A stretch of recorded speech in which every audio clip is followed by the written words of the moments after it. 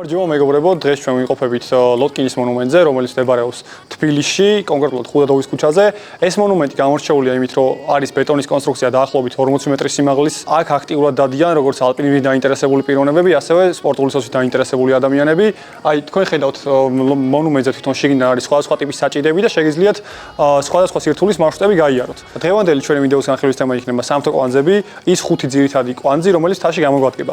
ეს კვანძები ზოგადად ფართო გამოყენების არის, შეგვიძლია როგორც გამოვიყენოთ თაში, ასევე ყოველდღიურად თუ თოქთან გვიწევს რაიმე კავშირი ან ურთიერთობა. შეგვიძლია გამოვიყენოთ როგორც საცხენოსნო მიმართულებით, ასევე სასიმაღლო სამუშაოებზე, სპორტულ სოცვაში.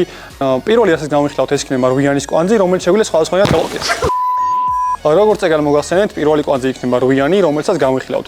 8-იანი შეგვიძლია გავაკეთოთ როგორც თოქზე, ასევე კამარზე. ეს კვანძი არის ის ძირითადი კვანძი, რომელიც გამოიყენება პირველი და ბოლო კაცის თოქზე ჩაბმის დროს. პირველი, რასაც ვაკეთებთ, ეს არის ასე ვთქვათ თოკის გაზომვა, რომ ჩვენს დონეზე, ან ჩვენთვის სასრულ ზომაზე მოვირგოთ ეს კვანძი. ხელს ვშლით მაქსიმალურად და დაახლოებით აქ ჩვენი ყელის სისწორეზე ვიღებთ ზომას. შემდეგ ამ თოქს ვატრიალებთ ორჯერ და ამ თოკის ბოლოს ვუშვებთ და გამოდის ეს ტიპის 8-იანი. ეს არის ის საწყისი ეტაპი, რის შემდეგაც ამ კვანძს ვაბამთ უკვე ჩვენს კამარზე. ამ თოკის ბოლოს ვიჭერთ და ვატარებთ რგოლებში, რომელიც იმ ორ რგოლში, რომელიც გვაქვს ჩვენს კამარზე. თოკის ამოტარების შემდეგ მივიტანთ მაქსიმალურად ახლოს ჩვენს მიერ გაკეთებულ კვანძს და მივყვებით იმ თოქს, რომელიც შემოტარებული გვაქვს.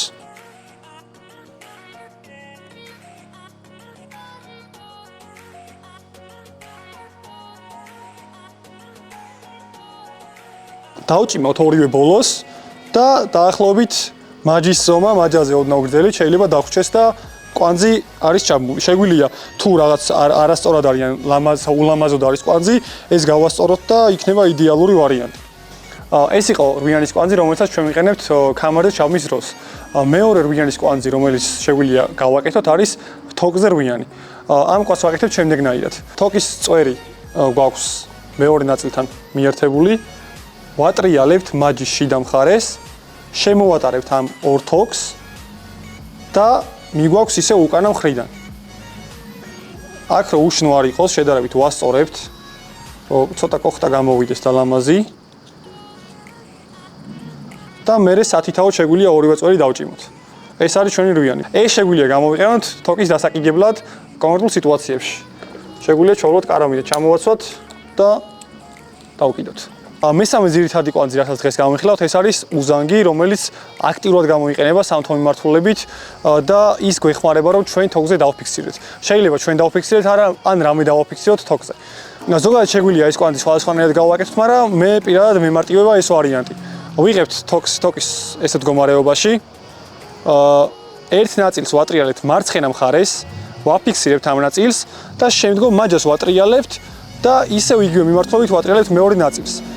ბოლოს ამებს ერთმანეთზე გადავადებთ და ჩვენი კვანძი მზად არის. ეს კვანძი უზრუნველყოფს დაფიქსირებას კონკრეტულ წერტილზე და არც ერთი მხარე აღარ მოძრაობს და რჩება ისეთ მდგომარეობაში. შეგვიძლია ვიზუალურად ვნახოთ, როგორ დავაფიქსიროთ კარაბინზე. იგივენაირად გადმოვატრიალებთ და კარაბინს უბრალოდ ამ კვანძს ჩამოვაცვამთ და დავჭიმავთ. შეგიძლიათ ნახოთ, რომ ეს კვანძი არსად აღარ მოძრაობს და დაფიქსირებულია ამ კარაბინზე. მეორე ვარიანტი ამ კვანძის გაკეთების არის, როცა ჩვენ კარაბინი ჩაკეტილი გვაქვს, ფიქსირებული კარაბინი არის და მასზე გვინდა რომ ფიქსაცია გავაკეთოთ. ვაკეთებთ შემდეგნაირად. თოქს გავუყრით კარაბინში, გადმოვატრიალებთ, გავუყრით ისევ კარაბინში და გამოვუშვებთ ჩვენს მხარეს. გამოდის ისევ იგივე კვანძი, რომელიც არის ფიქსირებული. მეოთხე კვანძი, რასაც ჩვენ დღეს გავუვლით, ეს არის ნახევარუზანგი, იგივე უვია. ეს კვანძი გეხმარება თოქზე მიღება გაშვების დროს. შეგვიძლია ამ თოქზე დავაშვათ კიდევაც და შეგვიძლია სხვა ადამიანს დავაზღვიოთ. როგორ კეთდება ახლა ეს კვანძი? გავაგდებთ თოქს კარაბინში და ეს ხარე მოგვაქვს აი ეს. ამის საშუალებით შეგვიძლია დავაზღვიოთ, გავაკეთოთ მიღება და დაშვებაც. როგორც დაგვჭირდება, იმის მიხედვით გამოვიყენოთ. მეხუთე კვანძი, რომელსაც დღეს ჩვენ გავუვლით, ეს არის სტოპერის კვანძი, რომელიც აუცილებლად გამოიყენება მთაში დაშვების დროს. ეს კვანძი უზრუნველყოფს იმას, რომ თოკის გამოლევის შემთხვევაში არ გამოვარდეს რევერსოდან თოკი. ვიზუალურად რო წარმოვიდგინოთ, დაშვების შემთხვევაში, სტოპერის არ გაკეთების შემთხვევაში რა შეიძლება მოგვივიდეს. დაშვების დროს ვეშვებით, ბოლოში კვანძი არ არის და შეიძლება რევერსოდან თოკი გამოვარდეს. ესე იგი, როგორ ვაკეთებ სტოპერის კვანძს? ვიღებთ თოკის ერთ ნაწილს და ხელზე ვახვევთ სამჯერ.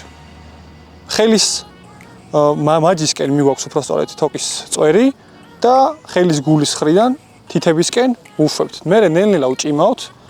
დაახლოებით 10-15 სანტიმეტრს დაუტოვებთ ბოლოში და გამოდის ესეთ ტიპის კვანძი. სტოპერი გავაკეთეთ ორივე თოკზე და ვიზუალურად ვნახოთ რა შვება სტოპერი. დაშვების დროს, როცა თოკზე ვეშვებით, თუ ხედავთ რომ თოკის ბოლო ილევა, მაგრამ სტოპერის კვანძის შემთხვევაში არცად აღარ მივდივართ. ეს კვანძები იჭერს რომ რევერსოდან თოკი არ გამოვარდეს. და ბოლო კვანძი, რომელიც თაში აქტიურად გამოიყენება, ეს არის პროსეკის კვანძი. პროსეკის კვანძის გვჭირდება დაახლოებით 6 მმ-იანი თოკი, უმჯობესია იყოს კევლარის თოკი. პროსეკის კვანძი შეგვიძლია გამოვიყენოთ თოკზე უსაფრთხო დასაშვებად. ეს არის კევლარის 6 მმ-იანი თოკი და გვჭირდება პროსეკის კვანძის გასაკეთებლად ამის გადაბმვა. როგორ ვაბამთ ახლა ამ თოკს?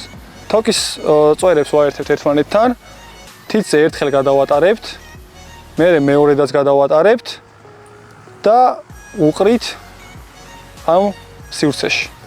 ფაქტობრივად იგივე გამოდის, რაც სტოპერის კვანძი. ოღონდ სტოპერს სამჯერ ვატრიალებთ თითზე. როგორ ვაკეთებთ ახლა ამ კვანძს თოკზე? ამ შეკრულ მხარეს ვიღებთ, ვატრიალებთ ამ შიგნით. ერთხელ ჩავატრიალებთ, მეორედაც ჩავატრიალებთ. მესამედაც ჩავატრიალებთ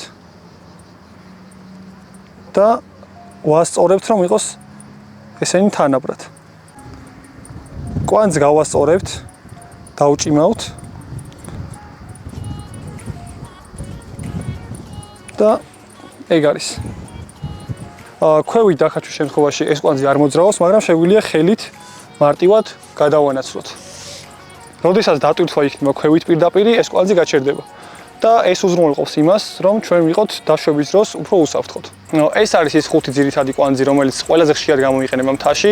ამ კვანძების გაკეთება შეიძლება სხვადასხვანაირად, შეიძლება YouTube-ზე ნახოთ ვარიანტები, როგორ შეიძლება ეს ყველაფერი გააკეთოთ. თუ დაინტერესებთ ამ მიმართულებით, შეგვიძლია უფრო ფართო შევეხოთ და გამიხილოთ სხვადასხვა თემები, როგორც არის მაგალითად სადგურები, დაზღვევის საშუალებები, თოკების სახეობები და ასე შემდეგ. ამ ვიდეოში გაგიზარდეთ ჩემი გამოცდილება.